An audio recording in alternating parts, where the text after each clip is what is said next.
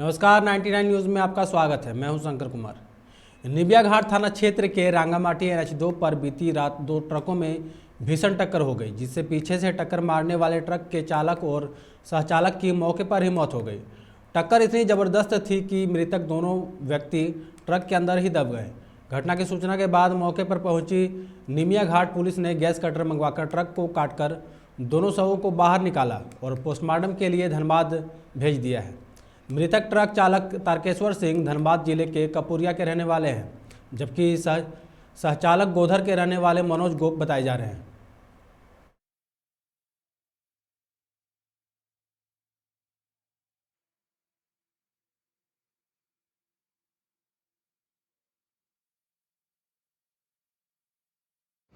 ऐसी घटना हुई है जो देखने लायक नहीं है। ये सारी जिम्मेदारी NHI के द्वारा जिसको डिप्यूट किया गया है, जिसको सुपरवाइजर के तौर पर रखा गया है कि गाड़ी ब्रेकडाउन होने के बाद गाड़ी को सुरक्षित जगह पर खड़ा किया जाए, उसे देख रेख किया जाए। सारा लापरवाही NHI के जितने भी पदाधिकारी इस रोड पर रखा गया है सुपरवाइजर के तौर पर, सब उसी पर जाता है। इससे पहले भी कई तरह का इस तरह का घटना घट चुकी है जो ब्रेकडाउन। ऐसे घटना हम लोग को रोज देखने को मिल रहा है। ये सारे लापरवाही NHI का है, उसके कर्मी लोग का है, जिनको रखा गया है वो सही टाइम पर काम नहीं कर रहे हैं, लापरवाही बरत रहे हैं। इसमें कितने लोगों की मौत हुई है? 2 लोगों की मौत हो गई। घटना ऐसी तीसरी चौक पर आज बाइक से गिरने के कारण यशोदा देवी नामक एक महिला गंभीर रूप से घायल हो गई। उसे इलाज के लिए तीसरी स्वास्थ्य केंद्र लाया गया, जहां प्राथमिक उपचार के बाद बेहतर इलाज के लिए गिरिडीह सदर अस्पताल रेफर कर दिया गया है। बताया जाता है कि घनघोरिया गोसाईडीह खेरा से धर्मेंद्र गोस्वामी अपनी मां यशोदा देवी को लेकर गिरिडीह सदर अस्पताल जा रहा था। वहां उसका भाई भर्ती है। मां बेटे उससे मिलने के लिए जा रहे थे, तभी तीसरी चौक के पास उसकी मां बाइक से असंतुलित होकर गिर गई। इस कारण उनके सिर में गंभीर चोट लगी है। फिलहाल महिला का इलाज सदर अस्पताल में चल रहा है।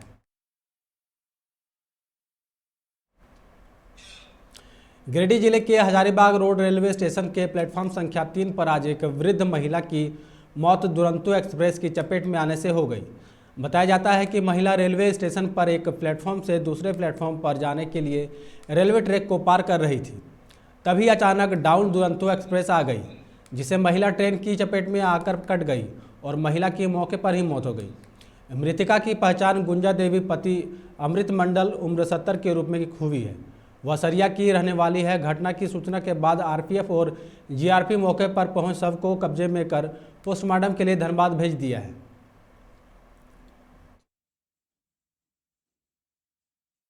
दर्दनाक घटना घटी सरिया रेलवे स्टेशन के पास, हजारीबाग रोड रेलवे स्टेशन के पास। जो ट्रेन से उस तरफ पटरी को पार कर रही थी और एक ट्रेन आई और ट्रेन के लपेटे में वो आ गए और जिससे उनकी डेथ हो गई। गुंजा देवी नाम था उनका, पति स्वर्गीय अमृत मंडल था। कर इन सब घटनाओं को देख के लगता है कि है दिक्कत, मगर थोड़ा सा प्रशासनिक टाइट भी होना जरूरी होगा RPF को कि ऐसे गलती। बाघमारा के जमुनिया नदी में पिकनिक मनाने गए जमडीहा बस्ती के युवकों के साथ लोहपट्टी के कुछ युवकों ने मारपीट की है। घटना में जमडीहा बस्ती निवासी वीरेंद्र राय नामक युवक घायल है। घटना को लेकर वीरेंद्र राय ने देर शाम महुदा थाना में आवेदन देकर मारपीट करने वाले लोगों पर कार्रवाई की मांग की है। पुलिस को दिए आवेदन में उसने कहा है कि अपने दोस्तों के साथ जमुनिया नदी किनारे पिकनिक मना रहा था। इसी दौरान लोहपट्टी के राजू महतो और सचिन राय अपने दोस्तों के साथ आया और लात मारकर खाना को बर्बाद कर दिया तथा गाली गलौज और मारपीट भी किया। घर आने के दौरान लोहपट्टी मोड़ पर भी हम लोगों को मारपीट कर घायल कर दिया गया। आवेदन मिलने के बाद महुदा पुलिस मामले की जांच पड़ताल में जुट गई है।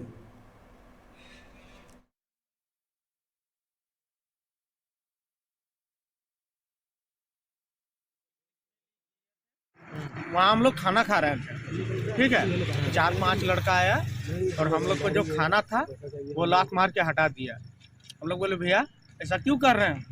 रहे हम लोग का इलाका है, तुम लोग यहाँ पर बोल रहे हैं क्या कर रहा है, पैसा दो।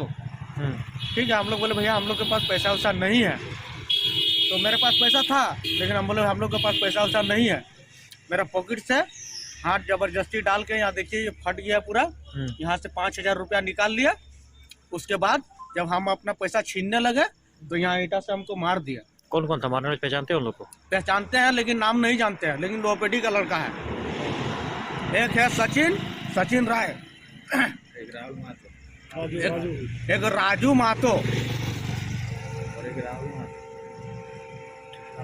वही लोग हमको टॉर्चर कर दिया। फिर जब हम लोग उधर से आने लगे फिर लोहपेटी मोड़ में हम लोग को रोक के मारा। पूरा वो लोग गैंग बना के रखल था। अभी थाना में क्या करने आए? थाना में हम लोग वही कंप्लेन करने के।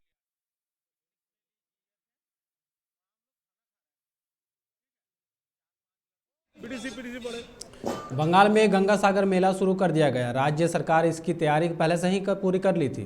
प्रशासन सभी श्रद्धालुओं को गहनता से कोरोना जांच कर रही है। उनमें जो पॉजिटिव आ रहे हैं उन्हें सीधे अस्पताल भेज दिया जा रहा है। इस मेले में 5 लाख लोगों के आने की उम्मीद है।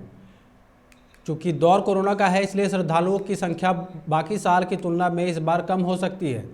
इस भीड़ को संभालने के लिए कोलकाता से गंगा सागर तक पुलिस और मजिस्ट्रेट को तैनात कर दिया गया है।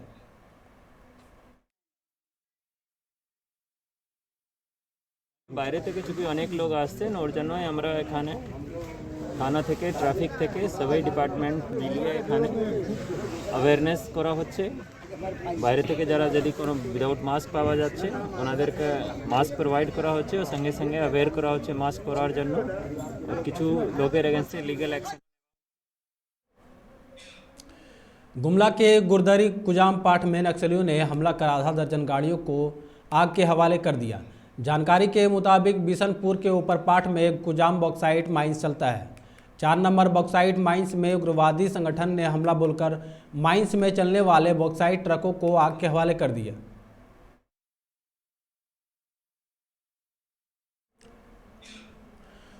दुमका के शिकारीपाड़ा कुरकुलडीगाल में पत्थर माफियों ने अवैध पत्थर खनन मामले में कार्रवाई करने पहुंची पुलिस को भारी विरोध का सामना करना पड़ा। दुमका के एसडीपीओ नूर मुस्तफ़ा के नेतृत्व में पुलिस पहुंची थी। अवैध खनन करने वालों ने पुलिस को खदेड़ दिया और अवैध कारोबारी पुलिस द्वारा जब्त ट्रैक्टर को छोड़ाकर अपने साथ ले गए।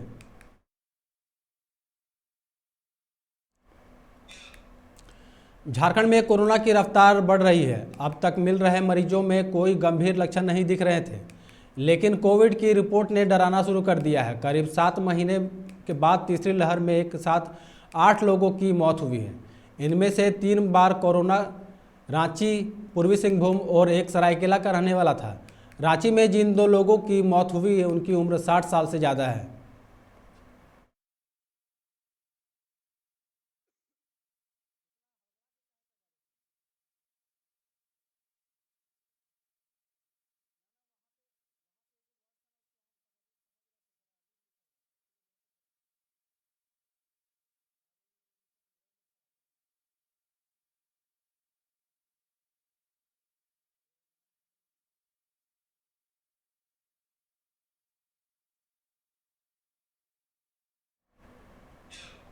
सरायकेला खरसवा के उकरी मोड़ पर बोलेरो की चपेट में आने से 55 वर्षीय विश्वेश्वर नायक की मौत हो गई। विश्वेश्वर नायक अपने घर उकरी से निकलकर बाजार जा रहे थे। इसी दौरान गांव के मोड़ पर साइकिल दुकान के पास सरायकेला की ओर से तेज गति से आ रही बोलेरो ने उन्हें टक्कर मार दी। दुर्घटना में घायल होने के बाद स्थानीय लोगों ने उन्हें सदर अस्पताल पहुँचाया, जहाँ चिकित्सकों ने उन्हें मृत घोषित कर दिया।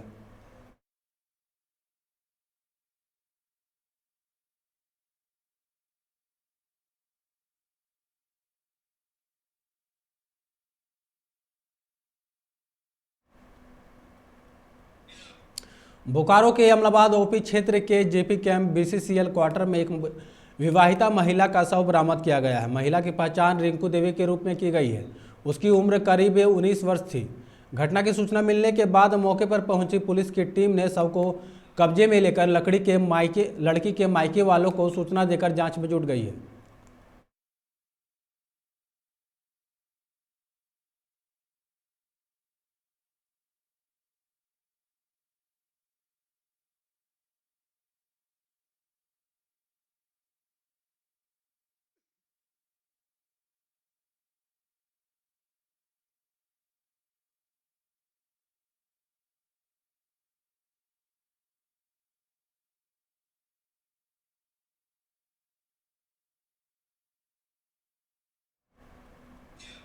बिहार में 3048 नए कोरोना संक्रमित मरीज मिले हैं। पिछले 24 घंटे में राज्य में 28% संक्रमित मरीजों की संख्या बढ़ी है। 2379 नए संक्रमित मरीज मिले थे। बिहार में इससे पहले 25 मई को 3306 नए कोरोना मरीज मिले थे।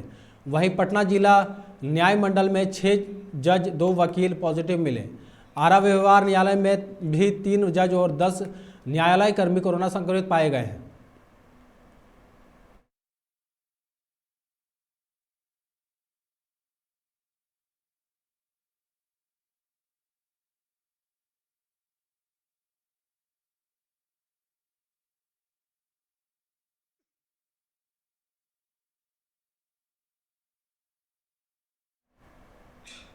नालंदा के तेलमर पुलिस ने नवनिर्वाचित सरपंच के घर से हथियारों का जखीरा बरामद किया है।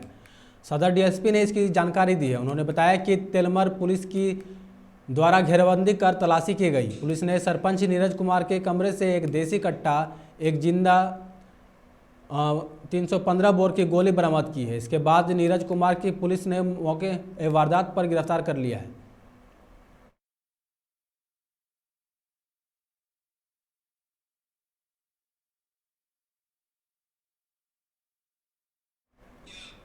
मखदमपुर के पटना गया रेलखंड के नए नेर गांव के निकट ट्रैक्टर और मालगाड़ी में टक्कर हो गई। वहीं दुर्घटना की वजह से इस रेल के मार्ग पर 2 घंटे तक रेल परिचालन बाधित रहा। जानकारी के अनुसार सुबह 7 बजे के करीब ट्रैक्टर रेल ट्रैक पार कर रहा था।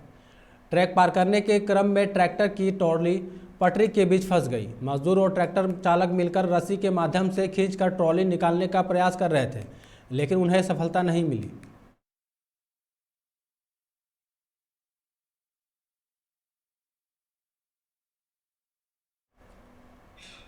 मुजफ्फरपुर में एलएस कॉलेज के सटे आबकारी थाने के पास बाइक से आए 2 अपराधियों ने माड़ीपुरी के 2 छात्रों को गोली मार दी। इसमें ग्रेजुएशन के 2nd ईयर के छात्र माड़ीपुर के पावर हाउस चौक निवासी मोहम्मद यासिर अरफान की मौत हो गई।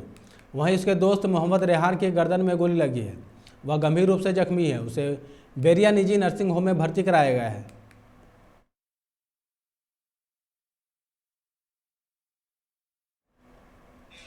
मोतिहारी के संग्रामपुर तिवारी टोला में इंडियन एयरफोर्स के जवान आदित्य कुमार के पिता के सामने चाकू गोदकर हत्या कर दी गई। आदित्य एयरफोर्स में ZWO पद पर अमृतसर में पोस्टेड थे। वे छुट्टी में अपने गांव आए थे। अपने सरसों की फसल लगे खेत में रास्ता बनाने का विरोध करने पर उन पर चाकू से हमला कर बुरी तरह घायल कर दिया गया।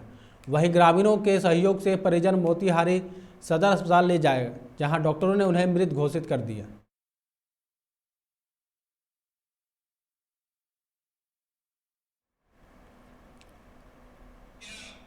चुनाव आयोग 5 राज्यों उत्तर प्रदेश, उत्तराखंड, पंजाब, गोवा और मणिपुर में होने जा रहे विधानसभा चुनाव की घोषणा आज करने जा रही है।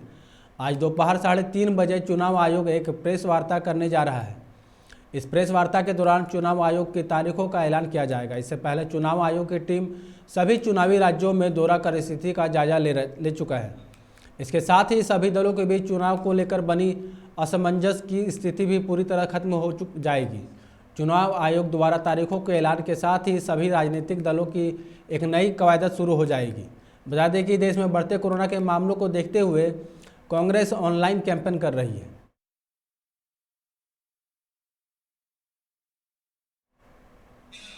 देश में कोरोना का प्रकोप दिन व दिन बढ़ता जा रहा है। बीते 24 घंटे में कोरोना के 1,41,986 नए केस सामने आए हैं। केंद्रीय स्वास्थ्य मंत्रालय के अनुसार भारत में पिछले 24 घंटे में 40,895 कोरोना मरीज ठीक हुए हैं और 285 लोगों की मौत भी हुई है।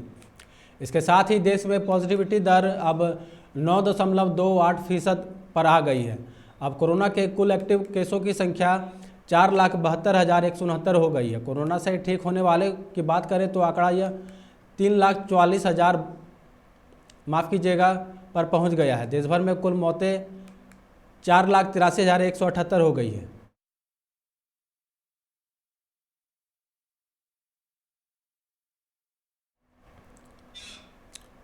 फिलहाल की खबरों में इतना ही। आप देखते रहे 99 न्यूज़। नमस्कार।